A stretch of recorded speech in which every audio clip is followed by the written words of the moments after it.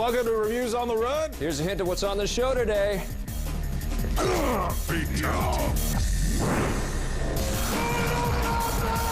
Today on Reviews on the Run, we're preparing our finishing moves for the Mortal Kombat tournament. Scott and I kick our way through the legendary fighting series with a look back at the franchise, the new fight stick, Ultimate Mortal Kombat 3, and the brand new Mortal Kombat. Finish him. We are going to have some big fun today. I'll tell you what, anytime a Mortal Kombat game is released, it's a big deal, and there aren't many games that you can say that about. This is a series that from the beginning was all about fun. Yeah. And more than that, it was all about gore, it was about competition, it was about Liu Kang versus Scorpion. Round one, fight. I'm not old enough to remember this, but actually my father told me that when this game was still in the arcades, it made quite the sensation. Remember arcades? Be truthful, you remember seeing this game in the arcades. I just moved to New York in the early 90s, and there was some arcades still. And then one day, Mortal Kombat showed up. Obviously got a lot of controversy. There was blood and gore and fatalities and all kinds of, spine-ripping fun to be had in that game, but it was not for kids. No, it's hard to remember a time before Grand Theft Auto 3 roamed the earth, and everybody blamed all of society's ills on that game. But before Grand Theft Auto 3, Mortal Kombat obviously was the game that everybody focused on. It was, and it was also the game that I think was really pivotal in the transition to the death of arcades, ironically enough, and the sort of emergence of the home console kind of replicating the arcade experience perfectly. And I remember the 16-bit Mortal Kombat games, although not pixel perfect with the arcade, some of the closest games that we'd had. I remember interviewing Ed Boon back at the first E3 and just knowing how amazing it was going to be on the Sega Genesis and the Super Nintendo. They were obviously a little bit better in the arcade, and Mortal Kombat 3 hit the arcades. But then after that, Mortal Kombat really became a home game sensation. But I remember liking the look and feel of the Super Nintendo game more than the Sega Genesis game. Even though the Sega Genesis had the blood and the gore and the authenticity, I like the visuals. I have more fond memories of the Mortal Kombat characters than I do of any of the Virtua Fighter characters. I can't remember any of those people. But that said, Mortal Kombat is not known for having the kind of depth that some of these other series have. I mean, I wanted to play it because I wanted to see a fatality. I could do it to somebody, or they could do it to me, but I wanted that over-the-top moment. So the Mortal Kombat franchise sort of crested, and then it fell on hard times for a little while. What they did is they threw in a run button with Mortal Kombat 3, and then they did an Ultimate Mortal Kombat 3 where they added a lot of the characters that were missing in Mortal Kombat 3. Then they went into 3D and sort of went away from this almost photoreal kind of look that they had created with the beginning of the franchise, and they went into 3D character design. Modeling it still on actors, and I think they did some pretty good work there. But I think where Mortal Kombat went off the rails is when they started to do all these action-adventure games. It is another of Shang Tsung's servants. They tried to turn them into more conventional third-person action games, and there were some elements about them that I liked and that I admired, but I didn't find any one of them memorable, or I didn't find them compelling enough to play all the way through to the end. When they went back to fighting with Deception and Deadly Alliance and with Armageddon, I thought they were great games. I think there were just tons and tons of content. I couldn't tell you the difference between any of them. Well, they were also coming out so fast, right? There was like a new one every year, and they just seemed to be piling more stuff on. I remember kart racing in one of these Mortal Kombat games. Fatality. But just at the tail end of Midway's run with Mortal Kombat, there was a partnership in place with Warner Brothers and DC Comics, and Mortal Kombat vs. DC was released. That, I think, is still... I think it's still my favorite Mortal Kombat game, even though it's not a purist Mortal Kombat game. It's got Batman. Batman's in it, and Joker's in it, and Superman's in it. But it's so lovingly made. It's so sanitized. I know this is like playing the Super Nintendo version all over again. But after that game, it wasn't a partnership that was going to save Midway. And they already had a relationship with Warner Brothers. So when Midway went out of business, Warner Brothers picked up the Mortal Kombat license, said, Ed Boon, here you go, make another Mortal Kombat for us. With NetherRealm Studios. Throw that on your Barbie, shrimp. We got a lot more Mortal Kombat craziness all throughout the episode, so make sure you stay tuned. I hate how they put K's in front of it. I like all that. The fatalities continue. As part of our Mortal Kombat celebration today, is celebration with a K? No, you can't do that, can you? Calibration? Calibration, yeah. We are taking a look at the tournament edition fighting stick for Mortal Kombat from PDP. Wow, this is big, this thing. I know, this is a behemoth. This came, you know, we had about 2 or 3 guys who had to carry it into the office. And then we uncrated this thing, and it came out, and Victor Lucas's jaw hung open, and just like a Tex Avery cartoon, his eyes went, woo. I feel like Indiana Jones when some of these fighting sticks come to the office. There's no mistaking. Yeah. This is an item of quality. It is. This is absolutely equal, if not superior, to the Mad Catz fighting sticks that we've been monkeying around with Street Fighter and Marvel vs. Capcom. This is a different deal, though. It's a different company. It's not the same buttons. It's not the same configuration. One thing that you'll notice right away is that it's bigger and it's heavier. Well, they have a padded bottom on this thing, which is kind of interesting. You can actually rest this giant thing, which weighs about 90 pounds, on your legs. I can't believe you and use it's it this way. comfortable. It's got to go on a table. I know, but it's like having ridges on the side, like ski sides. Imagine a 90-pound person sitting in your lap. Sounds okay. Who's not very cute. Oh. Yeah. This is the part of the show we should start calling, if you have these things in your house, you will never get laid. That's what we should call it. Come on. You'll meet a lady that loves Mortal Kombat. Or the lady will meet a dude that loves Mortal Kombat. These things have to go into a kind of closet. This is so cool. This is like having an arcade at home. This is what we've all dreamt of. If you had an arcade machine at home, that would be acceptable. That's awesome, too. This even has like a little hideaway component in it, so you can put all kinds of illicit stuff in there. We struggled with the latch. Yeah, the latch wasn't good. Yeah. It doesn't close easily, at least to begin with. Maybe if you open and close it a lot, it'll And when you get do more open it up, you can see, as you can see here, all of the guts on the inside. Awesome, all right? sealed in with the plastic. I like seeing the guts, which is appropriate too, because Mortal Kombat, it's a game about seeing guts. It's almost like you rip out the inside, the innards of your stick. Like you're like a fatality on your own fighting stick. It's pretty good. If you've been craving this game and you've put the money aside and you really want this, then the way to buy this is with the game. Yeah. Well, $150 for both the stick and the game doesn't seem so bad. Yeah, without it, it's 130. 130. Yeah. So which is, you know, that's a bit of cash. It is pretty, and it's at your house now. I love it. And I'm okay with it being at your house. I think I've had enough of the fighting stick. This is a quality product. Again, if you're very big, though. If you're a Mortal Kombat nut, go nuts. And if you got the money, if you worked an extra shift at Pizza King this week. What are you going to give the tournament edition stick for Mortal Kombat? I think if you're a Mortal Kombat fan, this is a must-have. For you people, it's a 9 out of 10. If you're not, then you don't need it at all. 9 out of 10 for me. I guess I'm a super fan. So we have a few commercials to deal with. Commercial. But we'll be right back. Finish the commercials. 30 seconds. The fighting continues on Reviews on the Run, and after the break, worlds collide and take the tournament on the go. Welcome back to Reviews on the Run, combatants. We're celebrating all things Mortal Kombat today. Victor Lucas, how would you like to play Mortal Kombat? Sound like Reggie feels like me. How would you like to play Mortal Kombat on your iPad? Let's find out.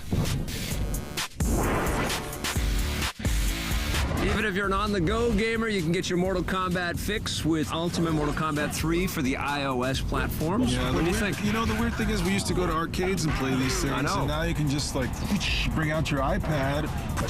All of a sudden, you're pitching fatality. Get over here! Scorpion wins. It's unbelievable. And now you can buy it, I think, because of Mortal Kombat launch week. It's 99 cents right now. Well, you don't get the whole game here. No. You get about half of the Mortal Kombat. Well, not really even that, I think, because you get half the characters and maybe a tenth of the fun. Because pulling off these moves with this virtual D-pad, very tough. Yeah, but an even bigger problem is the fact that this is an iPhone game, I know, but I always play my iPhone games on my iPad because I want to get the full experience. Right. You walk around with your iPad pretending it's a phone. Sometimes I hold it to my head. I bet you do. Yeah. And so you look at this thing on the iPad and it looks terrible. Yeah. On the iPhone it looks okay. Yeah. But you blow up the graphics a little bit more, and some work. You know, it's been a running theme on the show lately. We took a look at Max and the Magic Marker for the iPad. Yes.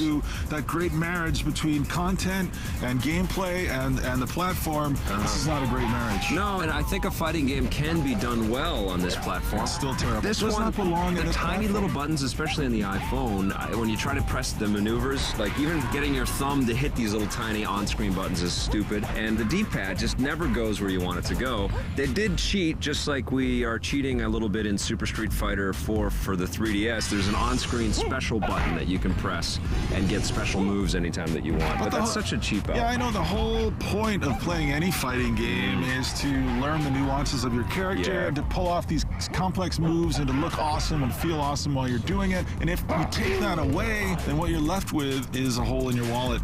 That's $1 big. Yeah, not very big. And honestly, this is kind of kitschy to have a little Mortal Kombat experience when you're in line at the bank. I can't imagine ever playing this. I mean, there's so much terrific stuff out there. I know. It doesn't work. I mean, it's cool to hear the Mortal Kombat sounds. Yeah. Flawless victory. Fatality. There's a survival mode, and there's a boss fight mode called Shao Carnage, where you basically try to get as many points as you can against this boss fight. Yeah. It's okay. You try to do this where you're fighting against the terrible controls and looking at the terrible subpar visuals. It's true.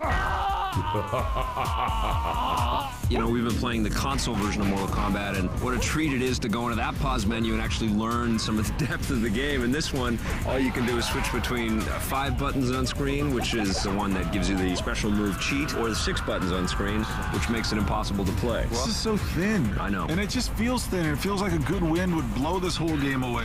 There's just way better games to spend your money on. You're right. I mean, the iOS is not bereft of great choices. This is not one of them. You suck. You know what, Vic? I'm going to erase this promptly from my iPhone and move on with my life. What are you going to give it? I'm going to give it a 4 out of 10. This game is a fatality to your wallet. I'm going to give it a 2 out of 10.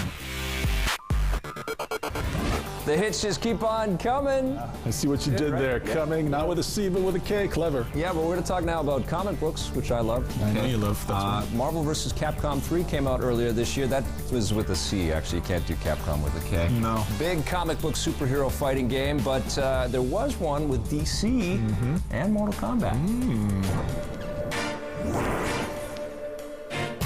I'm a huge DC fanatic. Everybody that watches the show probably knows I love Batman.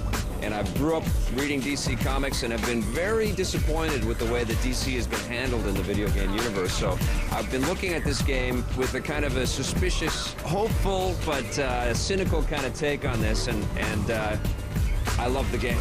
It turns out that I really love the game. I had a blast playing the game, and I think they did a really good job. What did you think of this, sir? I thought it was very good. I don't know if I'm as much of a fanatic for DC as you are. Yeah. I will say that I am a fan of Mortal Kombat. Yeah, me too. And this series hasn't fared as well over the years. No. I think it's been a little hit or miss. We've seen them try a lot of different things with it. They've gone a million directions. Fun, Yeah. but it definitely kind of fell off the same plateau that the Soul Caliburs and the Tekkens and the Virtual Fighter games. I don't think it reached that level in the 3D space. Yeah, I agree. But it was a nice break from those games as well, because it was so crazy, you know? Well, And right, I and don't that's- think the craziness has subsided with this one. No. In fact, I think that that's the one thing where they kind of bailed out on some of the insanity that we know from Mortal Kombat. Yeah. The big thing going on here is that it's a teen-rated game. Yes, So it is, yeah. That was a conscious decision on their part, trying to move more copies. That's a DC decision right there. You think so? Yeah, I don't think DC Comics, they're very protective of their IP, as they should be. They did let us rip up the costumes a little bit, and I was surprised at even that, and they get beat up a little bit, and there's blood coming off of their heads. Dude, at the beginning of the DC story, Deathstroke cuts a guy's head off. Yes, and you that's only true. see it in the silhouette on the shadow on the wall, but it's still like, what? I got the money! You should have paid up sooner. You still have a head. You have Batman, the Joker, Lex Luthor. You Great got lineup. Catwoman. Great character. I mean, it's unbelievable, but the animations and the character designs, they use the Unreal Engine. These are some of the best models of the DC superheroes and villains I've ever seen. Yeah, that's the best. I think the best thing about this game. And surprisingly, the story was like a Justice League of America story. I think if you can look past the great mythologies of both of these two worlds, what you wind up with at the end of the day is a fighting game with a bit of a limited fighting game system. Yeah.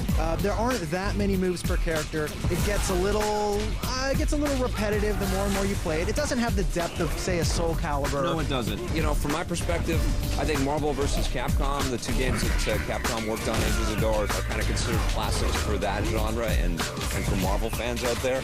I think we have the equivalent here with this DC game in Mortal Kombat. It's hard to argue. What are you going to give MK versus DC Universe? I'm giving it an 8.5. I think it's a lot of fun. It's a really good fighting game. A little more depth than it would have gotten a 9. Yeah, well, yeah, let's hope there's a sequel, but I'm giving this one a 9. I love it.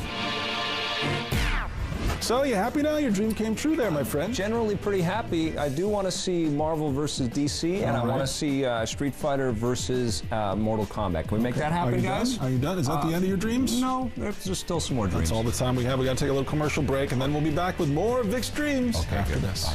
Coming soon to reviews, return to Aperture Science and Portal 2, shift into gear with Fast 5, and tomorrow on the show, Blast the Wii with Conduit 2. But coming up next, Finish him. with the new Mortal Kombat. Fatality.